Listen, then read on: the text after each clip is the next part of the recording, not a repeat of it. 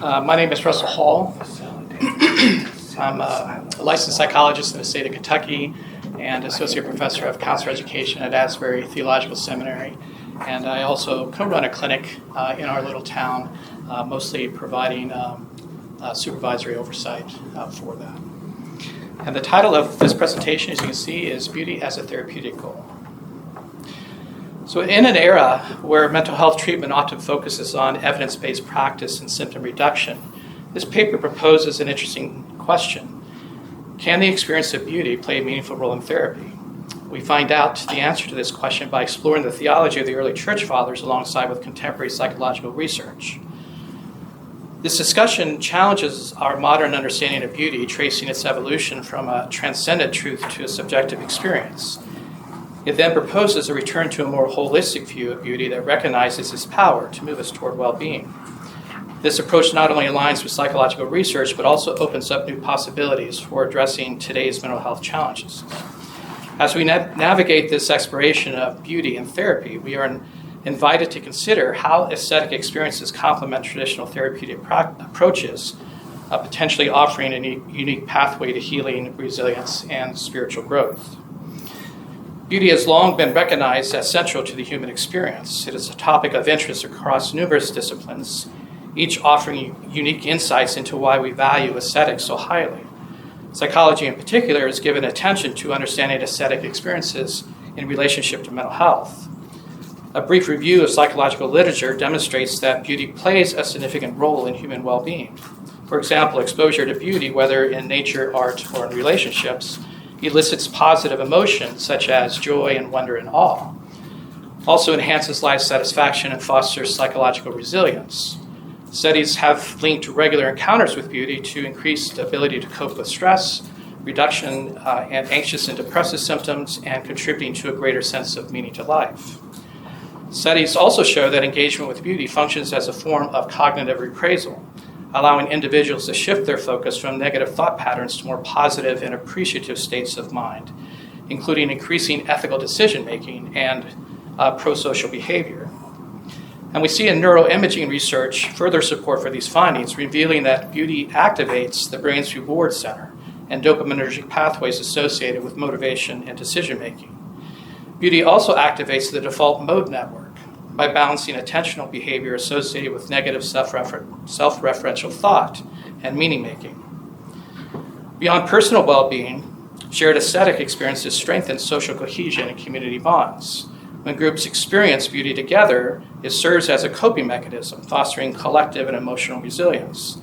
And these encounters provide a foundation for strengthening mutual support, enabling communities to navigate stress and adversity.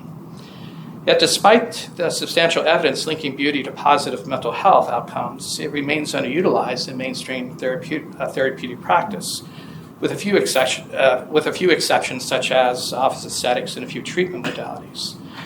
This underutilization reflects a broader philosophical trend that psychology gravitates toward an empiricism and the primacy of subjective experience in giving meaning to life.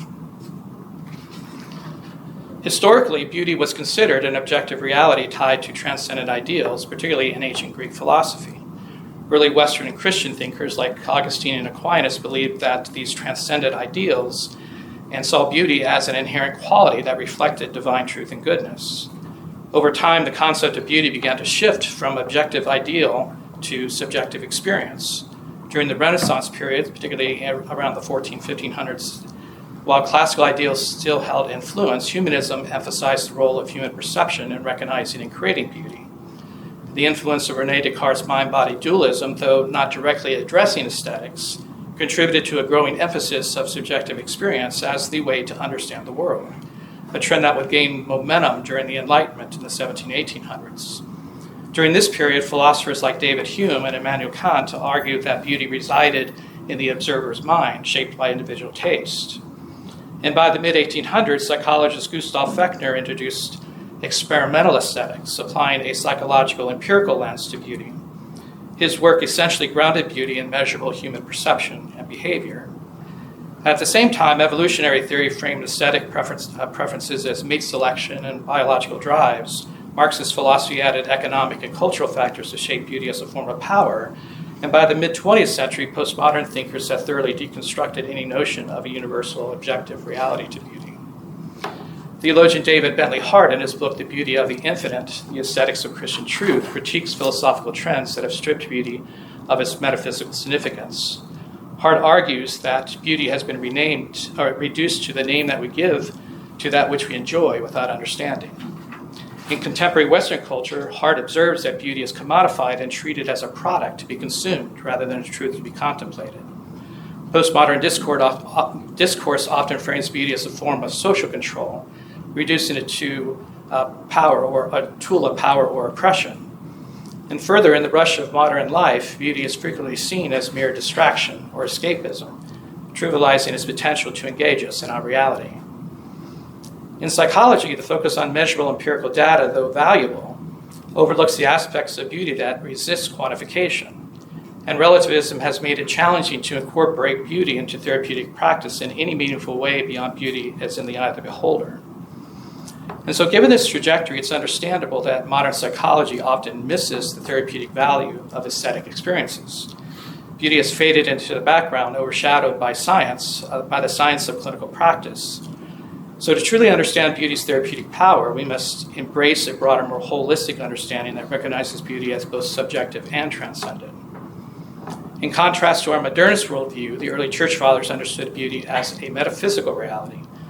The patristic approach to beauty is deeply grounded in an ontological framework, viewing the material world as intimately connected to and reflective of divine truth.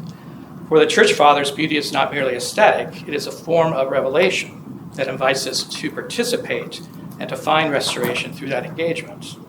And here we find a compelling argument for beauty's significance in a therapeutic setting. First, beauty as revelation. Pseudo-Dionysius, the Areopagite, in his work on divine names, describes beauty as an essential attribute of God, declaring that beauty is the origin, cause, and culmination of all things. Beauty is a part of God's nature, eternal and unchanging. St. Basil the Great, in his Hexameron homilies, writes that natural beauty reflects divine wisdom and glory. St. Basil sees the order and harmony of nature as theophanies, manifestations of God's presence and attributes. Beauty is a mode of self-disclosure, a tangible gift of the divine reality underlying all creation. Thus, beauty in creation serves as a doorway through which we encounter the divine. St. Augustine frequently meditated on beauty as an attribute of God, particularly in his work Confessions. He writes in Book 10 of Confessions his long search for beauty outside of God, only to realize that true beauty was found in God all along. For Augustine, beauty included aesthetics, but also moral and spiritual beauty, representing divine order and reflection of God's perfect goodness in creation. Second, beauty as participation delves deeper into the metaphysical relationship between the divine and the created order. In his theological distinctions between God's essence and energies, St. Gregory Palamas argues that while God's essence remains unknowable, his energies permeate all of creation, allowing us to observe and actively participate in divine beauty. Beauty, therefore, is not a passive experience received. Beauty calls us to engagement, inviting us to be part of a reciprocal relationship. St. Maximus the Confessor similarly elaborates on this participatory nature, teaching that all creation reflects divine beauty when it fulfills its intended purpose. The beauty we encounter in the world is not separate from God's design. It is an expression of the design order that guides us toward our fulfillment by aligning us with God's will. And Pseudo-Dionysius adds to this theme by emphasizing creation's shared participation in divine beauty. By their very existence, he suggests all beings reflect this beauty, fostering a cosmic harmony that unites humanity, the natural world, and God. And through this participatory framework, beauty becomes a cosmic unifying force, drawing all things toward their ultimate source in God. And finally, beauty as restoration emphasizes the transformative journey of the soul toward the divine. St. Gregory of Nyssa, in his work on the making of man, explores the concept of human beings created in God's image, suggesting that this imparts an inherent dignity and beauty to human nature. His teachings often emphasize the potential for spiritual growth and moral development, viewing human beings as capable of continually progressing toward beauty of the divine. In his Life of Moses, St. Gregory uses Moses' ascent toward God as an allegory for the soul's journey toward divine beauty. While beauty is not necessarily the central focus of this work, Gregory sees the soul's ascent toward God as a gradual unveiling of the divine. So for Gregory, this ascent reflects the process of restoration, as the soul becomes more capable of embodying and reflecting the divine beauty as it grows in virtue and understanding. And building on this idea of moral progression, St. Basil, in his Longer Rules, a guide for monastic life, encourages his readers to be imitators of all that is beautiful, which he connects to the pursuit of goodness. For Basil, beauty and goodness are intimately linked. Pursuing one is cultivating the other. And this ethical dimension of beauty implies that as we align our lives with what is good and beautiful, we participate in the process of restoration. And finally, the Christological dimension of beauty reaches its pinnacle in the Incarnation. For St. Maximus the Confessor, in his Cosmic Mystery of Jesus Christ, Christ is the supreme embodiment of beauty, where the perfect union of the divine and human natures restore the fractured relationship between creation and creator. In this union, in which divine and human are joined without confusion or separation, is the ultimate manifestation of metaphysical beauty. Through the beauty of Christ, we are united to the created and uncreated realities. Through the beauty of Christ, who unites the created and uncreated realities, humanity is not only renewed, but restored to its intended communion with God, healing the breach caused by sin. In his work on the Incarnation, St. Athanasius also describes this as well, how the Incarnation of Christ renews the beauty of human nature tarnished by sin. The Incarnation is a restoration of divine beauty to creation.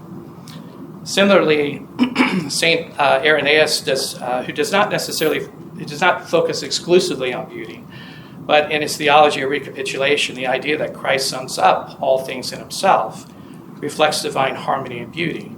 In his Against Heresy, St. Irenaeus discusses the order and harmony of creation as a reflection of God's creative will. So in this slide, the contemporary psychological research brought alongside of the Church Fathers complements the patristic view of beauty, highlighting its role in promoting human well-being. The studies that we reviewed earlier and briefly mentioned demonstrate that encounters with beauty fosters meaning-making and life satisfaction and psychological resilience, which echoes the Church Fathers' belief that beauty is divine communication, drawing us toward joy and away from despair. Neuroimaging studies suggest that engaging with beauty activates the brain's reward centers and enhances dopamine levels, contributing to well-being and mental health. This neurological response suggests that our experience of beauty is not passive, but rather an active, embodied engagement, which resonates with St. Maximus' participatory nature of beauty. The default mode network, a key brain system active during introspection, plays a crucial role in mental health. While essential for self-reflection, an overactive default mode network can lead to rumination and depression. Interestingly, experiences of beauty modulates the default mode network activity, striking a balance between inward reflection and outward attention. This neurological balance may enable individuals to transcend self-focused narratives and break free from negative thought patterns. Such findings resonate with St. Gregory's writings that beauty elevates the soul toward the transcendent. And perhaps the more striking alignment with patristic thought is understanding beauty as a restorative force. Psychological studies have demonstrated that engaging with beauty increases positive emotional and psychological outcomes, including increasing moral and ethical behavior. This finding resonates with St. Gregory of Nyssa's vision of humanity being drawn toward its divine potential through the cultivation of virtue, which he associated with the experience and pursuit of beauty. For St. Gregory, virtue and beauty are closely intertwined. He believes that as an individual cultivates virtue, they become more beautiful in a spiritual sense. This beauty, in turn, draws one further towards God, who is the source of all beauty and goodness, creating a positive feedback loop of sorts. The pursuit of virtue leads to greater beauty, which in turn inspires further virtue. Furthermore, psychological studies suggest that beauty fosters social cohesion and emotional resilience within communities, which complements the patristic emphasis on beauty as a unifying force.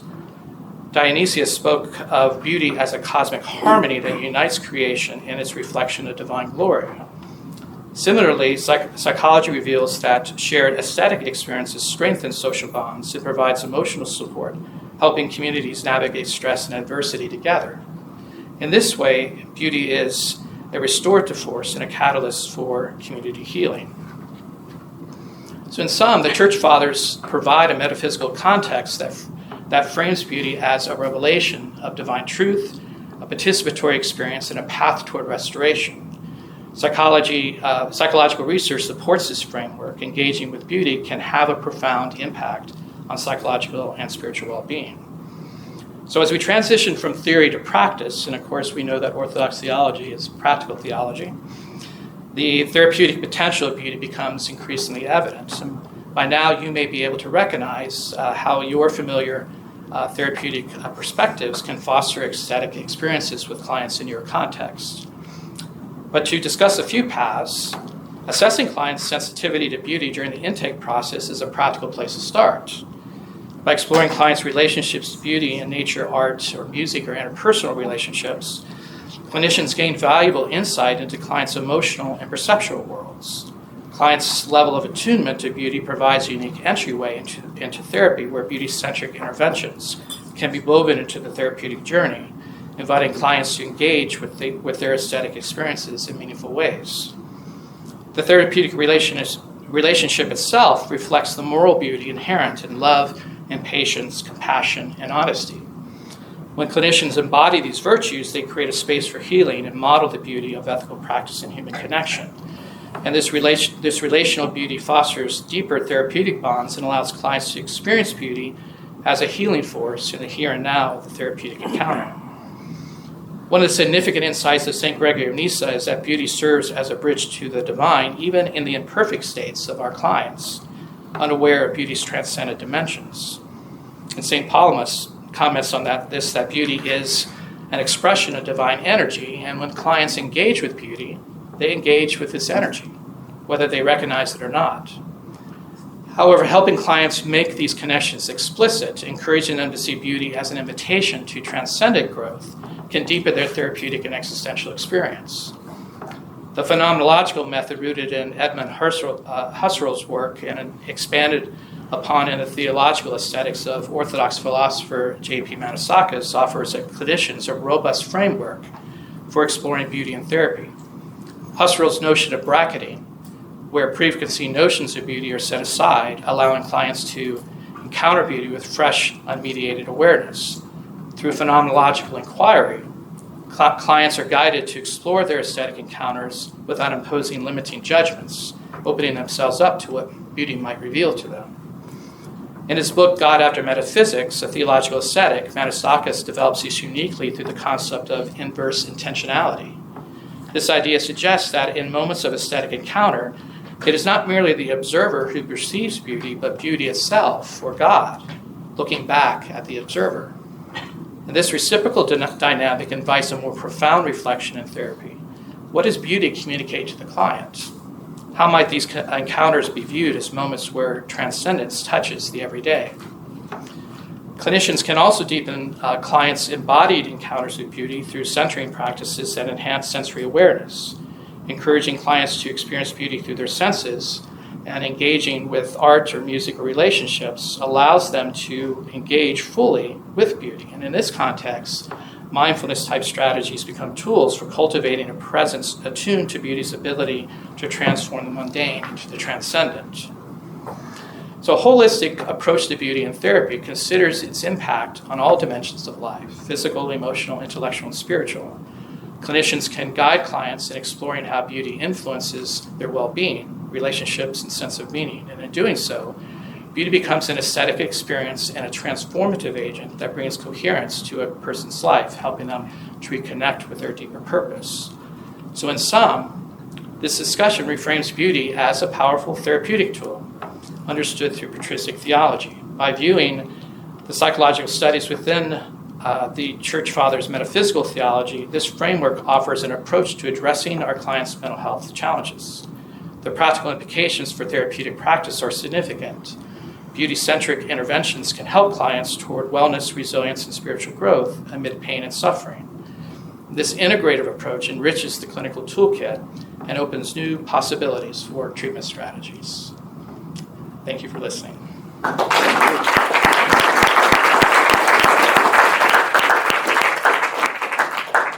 Questions? Yeah. So what would be an example of a beauty intervention or treatment strategy?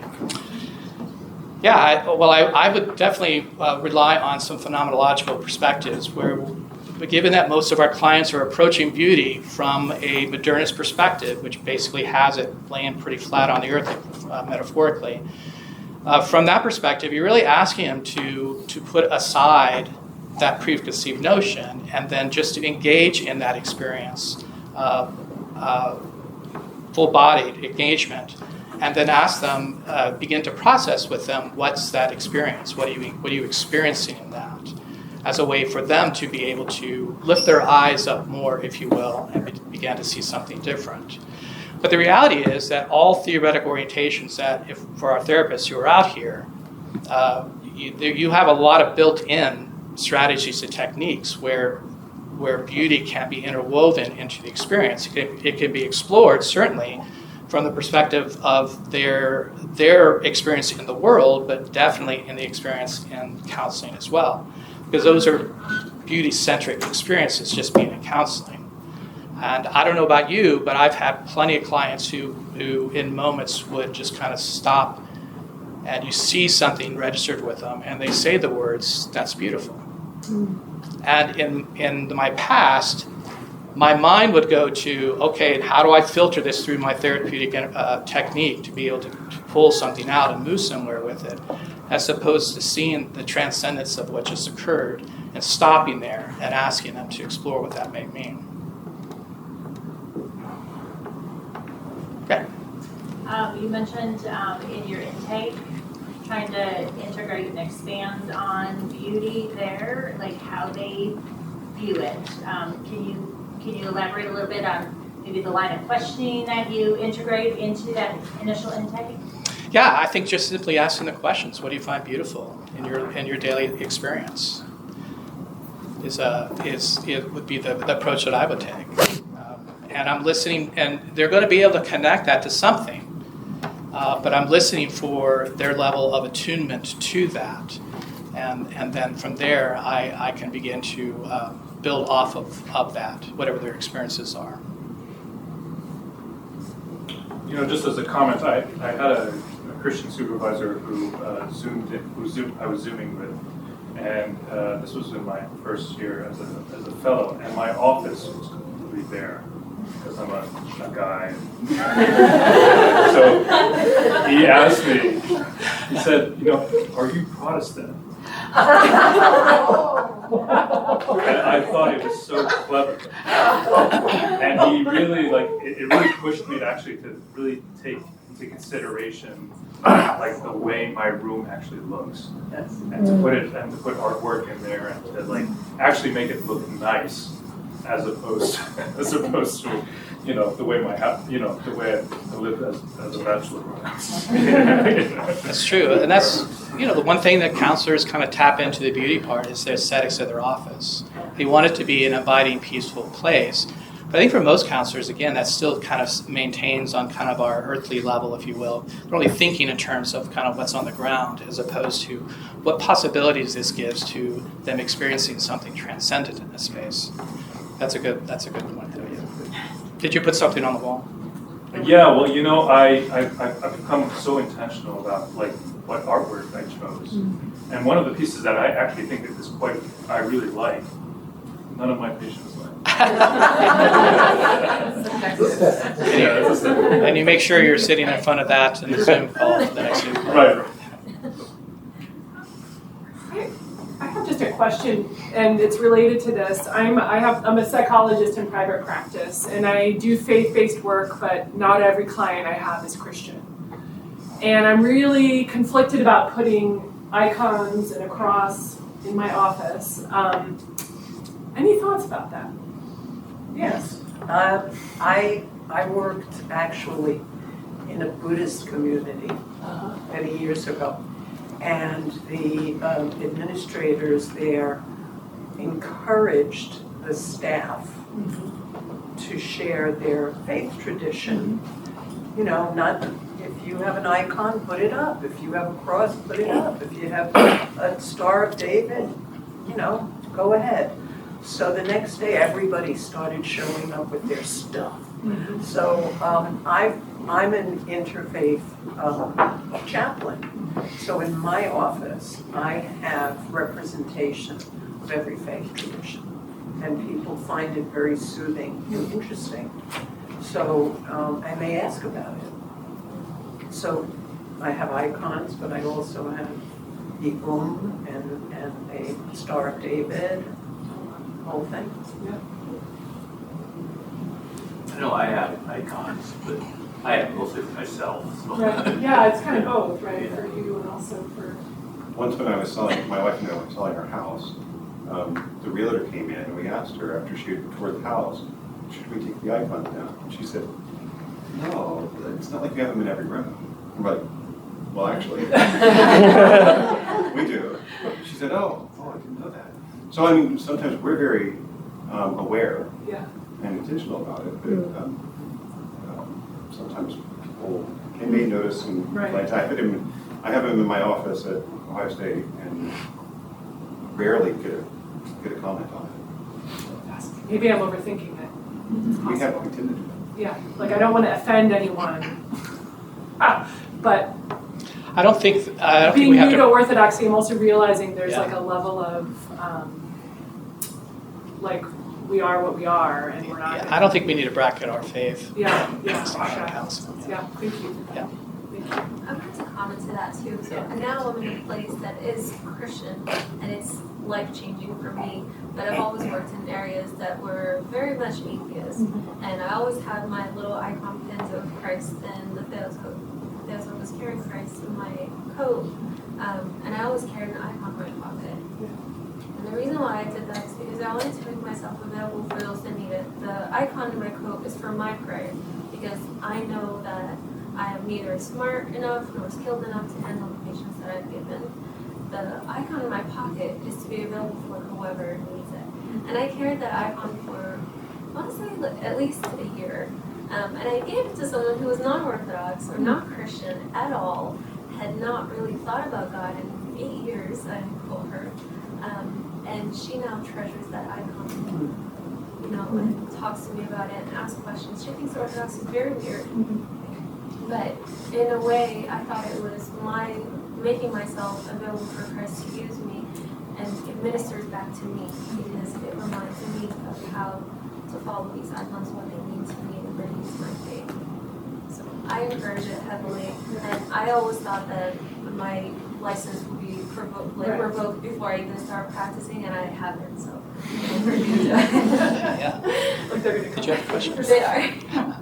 I just wanted to further the conversation too. I think it has to do with how comfortable you are with self-disclosure too, right? Because if it's there, people may ask about it, and is that something you want to draw into the therapeutic conversation that you know that sometimes varies client from client.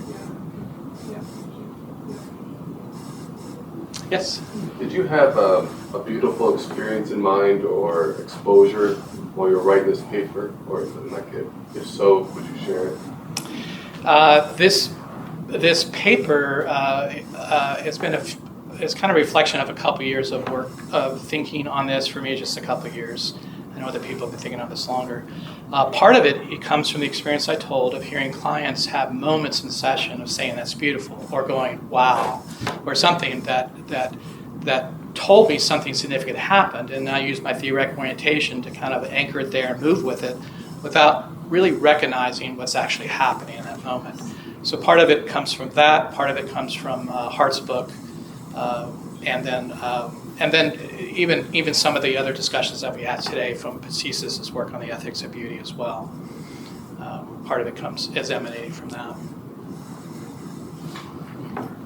One thing we might consider in our offices, assuming we have those, I feel real fortunate where my private practice is. It's the top floor of a building.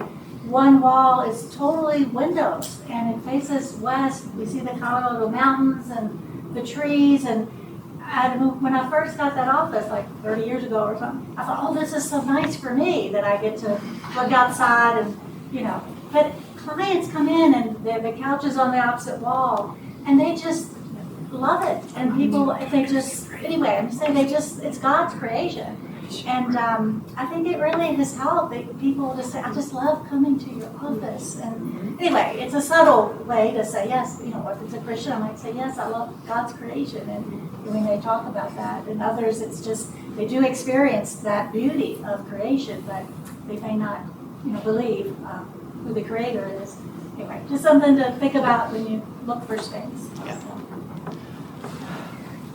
Just a little bit back to your question as well. I think the other piece, and given a longer presentation or maybe a different presentation, is to recognize we as clinicians experience beauty with our clients as well. And that we need to also recognize that is not just a revolution. We're not just receiving a revelation, but we're invited further into participation, and that gives something to us that's restorative as well. And so that's definitely part of the process, is how we experience beauty with our clients. Just going off of that, I think it's such an interesting place being in healthcare because you're participating in some of the deepest, darkest aspects of someone's life, and you don't even know them. Like, I'm a nurse, and they're in a situation where they're in the worst part of their life, and they're inviting you in, and that's really scary, but it's also such a blessing to be able to be in that place with them. And it's so vulnerable, and sometimes you almost feel unworthy to be there right now. You're like, I don't owe you, you don't owe me this opportunity. Thank you. I think we need to. Yep, I think so too, and honor our time. Thank you. That was great. Thank you.